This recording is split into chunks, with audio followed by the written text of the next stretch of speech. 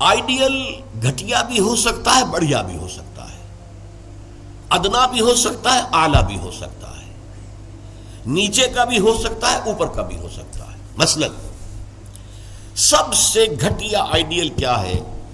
اپنی ذات، اپنا مفاد، اپنا علوف، گویا کہ اس کا آئیڈیل اپنی ذات ہے۔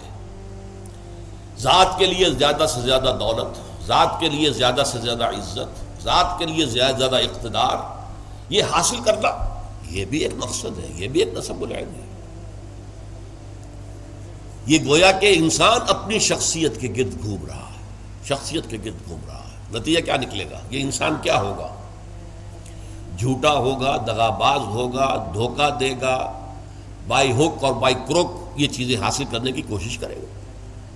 مقصد ہے دنیا میں سربلندی، جیسے کہ سورہ قصص کے آخر میں کہا گیا لا یریدون علوا فی الارض ولا فسادا، یہ زمین میں بلندی حاصل کرنا، اس سے تو فساد پیدا ہوتا ہے۔ وہ کیوں اونچا ہے، میں کیوں نہ اونچا ہو جاؤں؟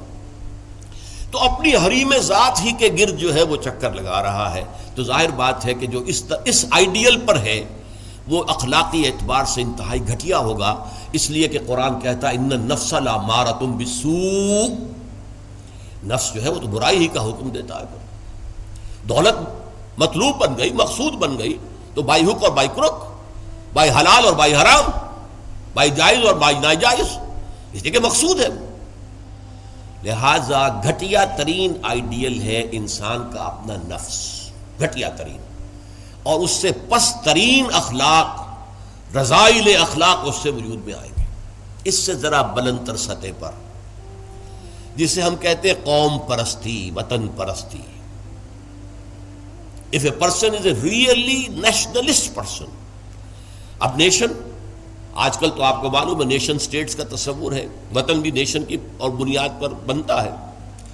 تو نیشنلزم قوم پرست، پہلا آدمی کون تھا؟ خود پرست، وہ پرستش کر رہا تھا اپنی، خود پرست، سیلف سینٹرڈ، اس کا مطلوب و مقصود اپنی بلندی، اپنی دولت۔ لیکن یہاں اس سے ذرا بلندتر ہو گیا معاملہ، میں اپنی قوم کے لیے محنت کروں گا، قوم کی سربلندی کے لیے، قوم کی آزادی کے لیے، قوم کی عزت کو برقرار رکھنے کے لیے، اپنے وطن کے لیے کٹ مروں گا، اپنے وطن کی آزادی کے لیے قربانیاں دوں گا۔ ایک بہتر کردار وجود میں آئے گا کہ نہیں؟ یہ شخص جو ہے اپنی قوم سے کبھی جھوٹ نہیں بولے گا، باقی دنیا سے بولے گا۔ آپ کو معلوم ہونا چاہیے ویسٹرن مورالٹی کیا ہے۔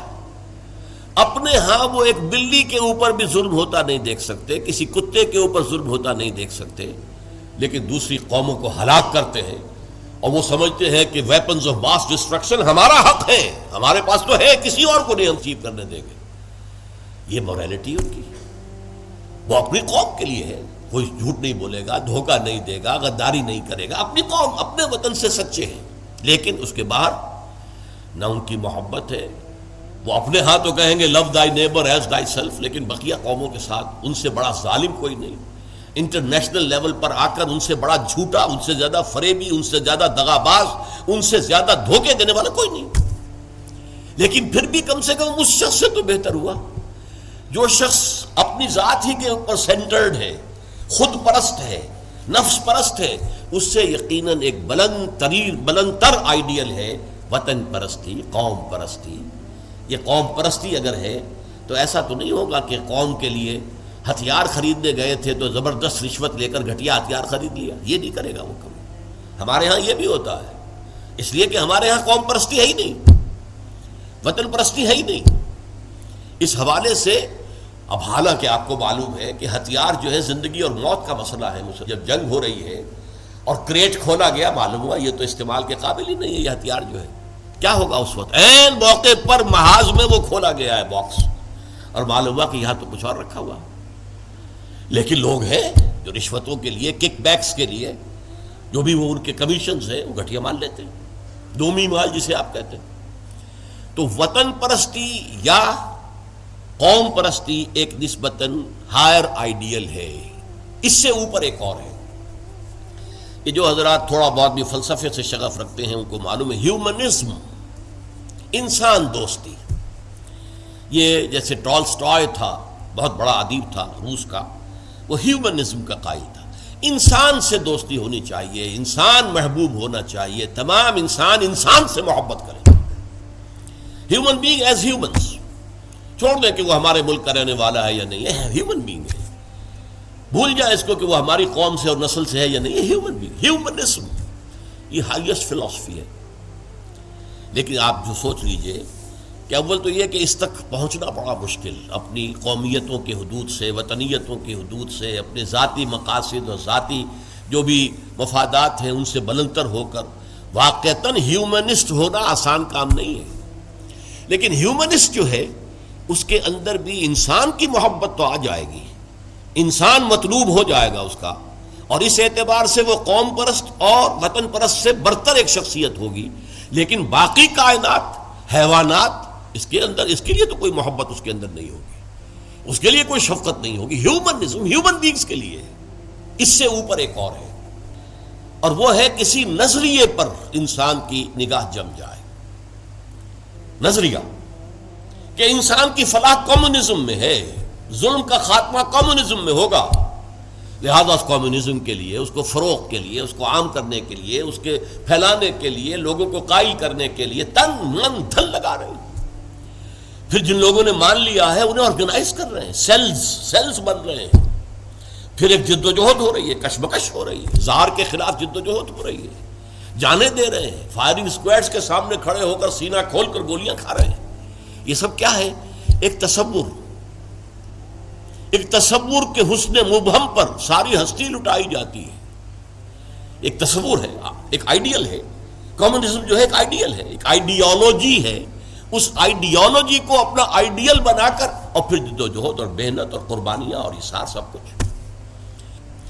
اب ایک ہی چھلانگ ہے، خدا پرستی، ہائیسٹ آئیڈیل، یہ ہے جس کو کہ علامہ اقبال نے کہا ہے، در دشت جنون من جبریل زبوں سے دے یزداب کمنداور، اے ہمت مردانہ، اے ہمت مردانہ، کمند ڈالو اللہ پر۔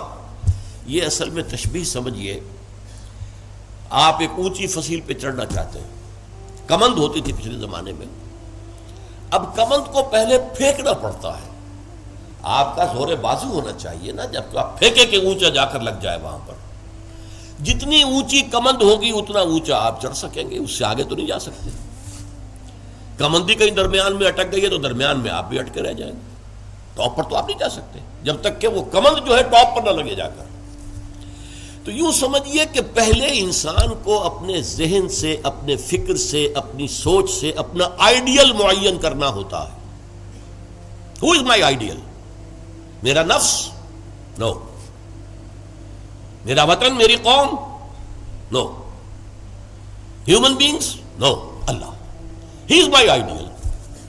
اس کی محبت، اس کے ساتھ خلوص و اخلاص، اس کے لیے جد و جہد۔ اب آپ دیکھیے، کمیونسٹ کے لیے محبت ہوگی، مزدور کے لیے محبت ہوگی اس کے اندر، سرمایہ دار کے لیے نہیں ہوگی۔ سرمایہ دار تو دشمن ہے، اس کا تو پیٹ پھاڑیں گے ہم، لہٰذا وہ محبت اس کی پوری یونیورسل نہیں ہو سکتی۔ اللہ کو جس نے آئیڈیل بنا لیا، اللہ منزل ماں کبریاست، میری منزل، میرا آئیڈیل، میرا مقصود، میرا مطلوب، میرا محبوب حقیقی اللہ ہے، یہ ہے ہائیسٹ آئیڈیل۔ اور جو شخص اللہ کو اپنا آئیڈیل بنا لے، اپنا مقصود بنا لے، اپنا مطلوب بنا لے، اپنا محبوب بنا لے، وہ در حقیقت بلند ترین کردار ہوگا، اور اس کی مکمل مثال محمد الرسول اللہ صلی اللہ علیہ وسلم کی شخصیت ہے۔ محبوب حقیقی اللہ کے سوا کوئی نہ رہے۔ نصب العین وہی ہوتا ہے جہاں پہ نگاہ جمی ہوئی ہے، اگرچہ اس کے لیے جو محنت کر رہے ہیں وقتی طور پر آپ کا کوئی اور ہدف ہو سکتا ہے، جیسے ہم کہتے ہیں کہ اصل نصب العین تھا اسلام کو دنیا میں غالب کرنے کی جد و جہد، اس کے لیے پہلا نصب العین بن گیا پاکستان کا حصول۔ یہ دوسری بات ہے کہ ہم پاکستان کو حاصل کرنے کے بعد بھول گئے کہ کس لیے ہم نے حاصل کیا تھا، اور اسی لیے ذلیل و خوار ہے۔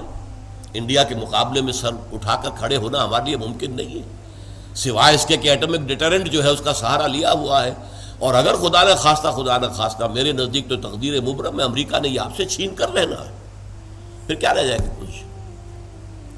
اس حوالے سے سمجھیے. اسی لیے علامہ اقبال نے دیکھیے کہ وطن کو بھی خدا قرار دیا ہے. وطن پرستی، نفس پرستی، وطن پرستی، قوم پرستی، انسانیت پرستی، نظریہ پرستی اور خدا پرستی، یہ ٹاپ پر ہے. منزل ماں کبریاست در دشت جنون من جبریل زبوں سیدے یزداب کمن داور، اے ہمت مردانہ اپنے کمند اتنی اونچی ڈالو کہ اللہ کی ذات پر جائے، پھر اللہ کی ذات، پھر اس کمند کے ذریعے سے سیر اللہ، تقرب اللہ، رفتہ رفتہ اللہ سے قریب تر ہوتے چلے جاؤ.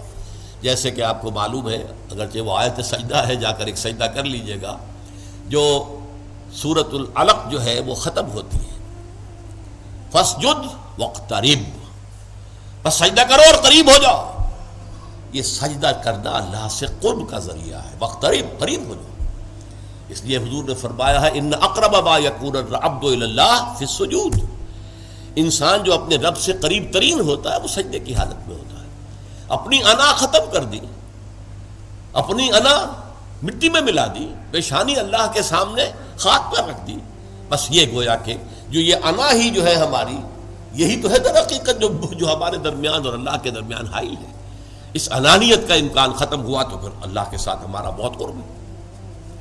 یہ ہے ضعف الطالب والمطلوب. گھٹیا آدرش ہوگا تو گھٹیا ہی شخصیت وجود میں آئے گی، اگر اعلیٰ آدرش ہوگا تو بلندتر شخصیت وجود میں آئے گی.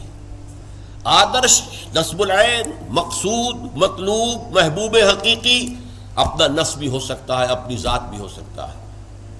اپنے ہی حسن کا دیوانہ بنا پھرتا ہوں، اپنی ہی حریم ذات کا جو ہے طواف ہو رہا ہے، اس سے اوپر ہے ہی نہیں، نگاہ ہی نہیں. اس سے ذرا اوپر ہوئے وطن پرست، قوم پرست، اس سے ذرا اوپر ہوئے انسان پرست، انسان دوست، اس سے ذرا اوپر ہوئے ایک نظریہ، تصور، ایک تصور کے حسن مبہم پر کیسے ہستی لٹائی جاتی ہے، زندگی ترک آرزو کے بعد کیسے سانسوں میں ڈھالی جاتی ہے. ترک آرزو، یہ آرزو وہی ہے نصب العین. میں نے شروع میں کیا عرض کیا تھا، جس شخص کا کوئی نصب العین ہے ہی نہیں وہ تو حیوان ہے. کم سے کم وہ شخص بھی جس نے اپنے نفس کو اپنا نصب العین اور مطلوب بنایا وہ بھی انسان تو ہے، گھٹیا ہے، بہت گھٹیا انسان ہے، لیکن وہ حیوان نہیں ہے. جس شخص کا کوئی نصب العین ہے ہی نہیں وہ تو پیور انسٹنکٹس کی بنیاد پر زندہ ہے. قرآن مجید میں سورہ ملک میں کہا گیا ہے افمن یمشی مکبا علی وجہہ اہدی امن یمشی سویا علی صراط مستقیم. ایک شخص اوندے منہ اپنے پیٹ کے بل جو ہے گھسٹ رہا ہے، اسے کیا نظر آئے گا منزل کہاں ہے، جانا کدھر ہے. ہم اپنے بطن اور فرج کے تقاضوں کی بنیاد پر زندہ ہیں. انسٹنکٹس ہے، جو اینیمل انسٹنکٹس ہے، پیٹ کھانے کو مانگتا ہے، اور ہمارے اندر پروکریشن کے لیے، نسل کو بڑھانے کے لیے جنس کا، شہوت کا جذبہ رکھ دیا گیا، اسی کے لیے اندر زندگی لگا رکھے. اس میں بھی کوئی امنگ نہیں ہے، اس میں بھی کوئی اونچے اٹھنے کی خواہش نہیں ہے. بس میں کہا کرتا ہوں وہ زندگی نہیں گزارتے، زندگی انہیں گزارتی ہے، زندگی انہیں گزارتی ہے.